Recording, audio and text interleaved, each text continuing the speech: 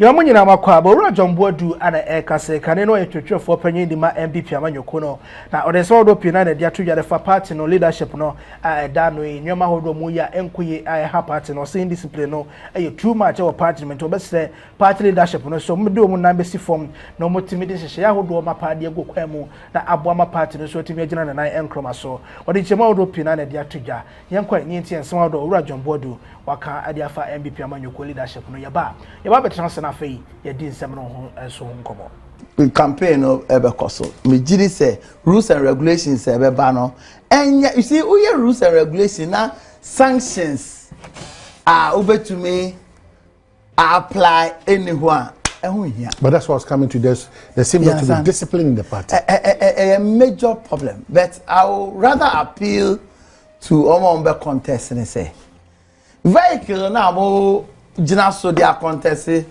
elections say mo win here. First of all, some nyina mo say mo ko independent am to win elections no. So you need the new patriotic party. All of them.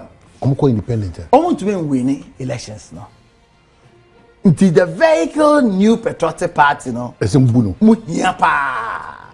Na mo hia dia. Mo kase mo nyina no o say mo ye sure say more protected sa vehicle no.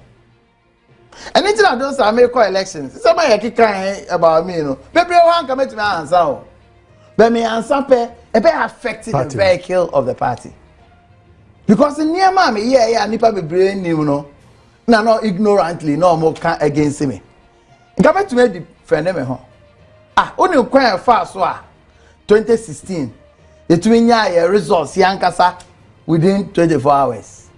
Only quite fast 2020 within 7 hours. Near cry results. Other than 2024 year. Only quite fast Unim. Until Obi accuse me and come to have a church remu. Now church remu ye na affected sa vehicle no. Now for so ben na wenya. Odi obe win you. Bobe win you know. The ultimate is power self vehicle. No self vehicle no. Iti we dey mesre omo mpese omo contest ni nyina say. Sometimes some ni bia ya man kan na meboa. Sometimes some na opponent be catch re no. One so akuma mu. But that's why you want to lead. Some person will lead the atena ofie. And obi a be ka and some because ade ayeye wo hwe ni papa dasani na wo hwe abrabo bebi aboadu na nsama o catch re no. But for the sake of the vehicular, we are and no need so near the prosecutor agenda. You best even if say sanctioning regime don't any very stronger. Yanka sansu ye restrain here na yema campaign no and a bit more civil than what we saw in 2023. There are various schools of thought. Usually say.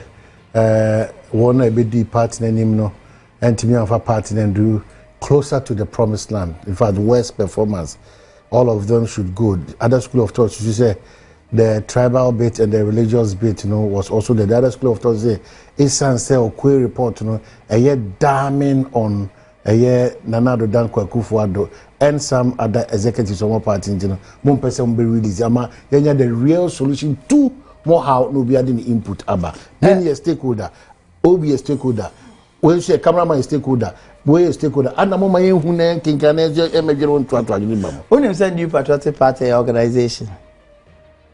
The organization to say Muhaya Bedroom Muhaya and now multimedia. Say a Phoebe or have Moboka and I'm sanity. Moboka,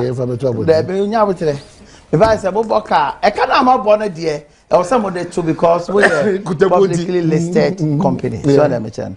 But we have Montana analysis of why I'm a boka. A cash. A bit more de chain. A cash. Because then your strategy. This clearly answers this question about say report and also full report and Dr. Hermes report and Kwesiboche report and we know Yemfantuja. Because you were competitors. Just as almost more competitors. Yeah, I got to know who said, honey, weakness, loophole. Obeboha, Kanamo boy, no, come more the following year and subsequent years. One shall cry, be collapsing business. So on the better. Until what normally is done is that a few people protect it, try work on it and make sure, and that is what translated some parts in terms of operational effectiveness, translated in the motions now. Yeah, they call national delegation. Until some part has been solved, there are other parts. To say operational activities, security, and all that. All those things will be worked on. Who did that too? Because I normally give specific example. There's this constituency or something for report now. Na only constituency for na kasa. Into obi ba man so no aka we ye say ba kokra man so no o se sika ye de bre. Sika no do nyina boy o. Sika ye de bre constituency no. Candidate no efa sika de nyina. No use sika no ono ne fan club. Into one first sika na ma constituency for no, polling station for and all that. Sadie we beto dwa. When say 2024 no, sa candidate na yes of first sika. Ono anso na better na your candidate. Into imagine say osafuma for report beto dwa. Get say candidate we we is. Into go be candidate no, ka campaign be na NDC for be here. Anyone ewi. Well, I talk on a contest assembly. Them say, only Obabi konya problem na and so try to say cancer then. Original platform so no kasano talk of no we no we see. Obi chow. No we see. Oh yeah, I got one contest video. On the see. So that is how it is. And they can't be on the what leadership no there. I know they say banchen ya eja and a determine internal so eja no nya me nkwa na me eja no ye the broad masses of our people in terms of delegates and all that. And edu ha and all discussions there ye be na the religious and the tribal aspect. Well, yes or no?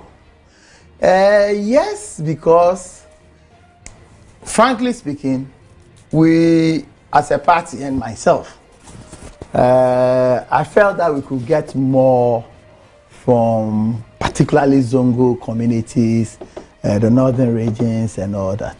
But sometimes, Yanku Yadwene is different from the Yanku Pompese issue. Because it was just days before election. Nasa Kusasi, Mampusi Asemwe, sorry. What can you do about it? And it was said that there was no way at that time anybody could do anything. So it was unfortunate. To me, affected, which is okay. We cannot gloss over it. Whoever becomes the candidate, we need to do a lot. At least for now, the Kusasis and the Mampusis have seen the real causes of this problem. You've not seen anything. It's a national emergency. It's a national. You are a senior person in this country. So let us be mindful and cautious how we run our commentaries about this Boku incident. They've not seen any real signs. Mr. Kusasis and Mampusis, they have now seen say enya invincible hands be and manipulative be.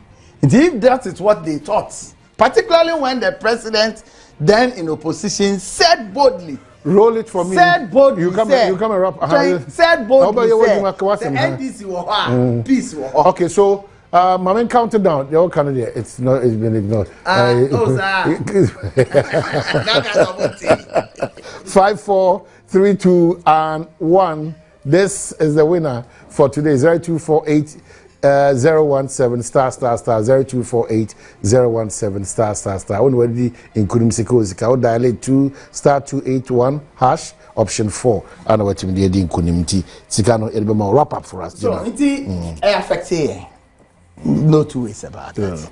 And Juma as a party, I will say, whoever becomes our candidate, there's more work to be done in that direction.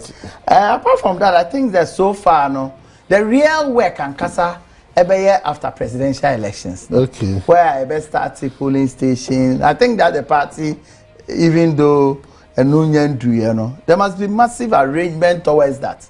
That is the real reorganization of the party. You understand? And it is the most difficult aspect of the reorganization. Our next conversation will be centered on the diasporan people, no? Also how you pay attention to them and their input. And Medas in general. And how can be Medas? Oh, no. I'm more concerned, no. CCR, no. Ranking member, ranking, I said, that's a ranking. Ranking says CCR, no. Branch executives in the presidential election. Okay. Branch executives are expanding. Okay. I'm a branch executive. There were a few ones are not almost about chapter executive. Unfortunately, it did not find expression yet. But BBI is on the table. Okay. This ABR ranking will be before Friday. we can address. So but general, I think, that's it. Generally, a better nyamiase for where how far we've come. But Mijidi said within a very short time. In Nema, you had to NPP so no. Nema, you kick far and another. In some cases, so some of them were right because it is not just the provision of physical infrastructure and pay. It do baby themselves and another nafi. I did a afternoon. It do baby a primitive question. You understand? Those things, it do baby are not pressure no. And people don't take it lightly at all. Yeah. But in terms of ensuring mandated I tell people Nanado is unfortunate. Say now onumo abese oyeni papone. The kind of hard work you go to cabinet every 2 weeks here cabinet meeting. There's no president ever in the history of this country what's none ne toso and I want nanti to send another. Unfortunately the output did not reflect the kind of hard work out former there. General Secretary, Say, Patriotic Party, former boss, Siga, and Darcy Baby. Remember, I know you see posterity the Bejaji. Yet, you may never judge. It's here that I see. Abushani pa yokoti ni ayora John Boadu kanetwe for penny edima NPP ama yokono nene ana echegu ye ne transfer afei ye din samno enso ho enkomo na eni nkomo John Boadu akasa se yese bobochi chief insu ase be kacha dan chemawu a ye nyina chinye san so ne no ana tin su mu ho ana no kwasem ne se o hwe John Boadu a ono aba ba ejina secretary of the party pe ndide o ka bia ya de a oya we enye se yese eye ose and or council over current crop of leaders now NDC NPP uno bibia di adanse se niama enkoyi ko isi o ma be radical obia so mu a na osre wo mo ko hwe niama mpa so mo yina some of them could be at the part but omuntumi nchiremu yi na mana ko bibia nhye danye so there's a top down approach onko hwe no say dey be more kind na mpa so favor one particular policy say candidate you know where sir almost there be yes sir in order to curb sir and team wants to be no 2 years one can I say the sir current leadership on there and man kuyi kura so man hwere man kan even see any dia and the next 2028 no another bye in the best album when be Ukraine and so next in do na mo first year na mami say you niama tia fa so ma bia wapene baby afa anam ne ade ti also mama enema ya attractive things that can unite the party some opetumi agipa 2028 dia e wosamo ya ade a editumi ne ba na mokoye mo ho kwasa dia ebe se kosiko sroja kwantia eno ne ade so mo hye no so pa mo pe nyina some do obi kohye obi konwa nipa kono opa no ye campaign ma opa wonya campaign ma no wanye so a eya mutu ene wo it me feel say it's about time. They just have to do what is right to make sure the partners are attractive. Abushara ishara fefa comment in the comment section as if MIA yakramo.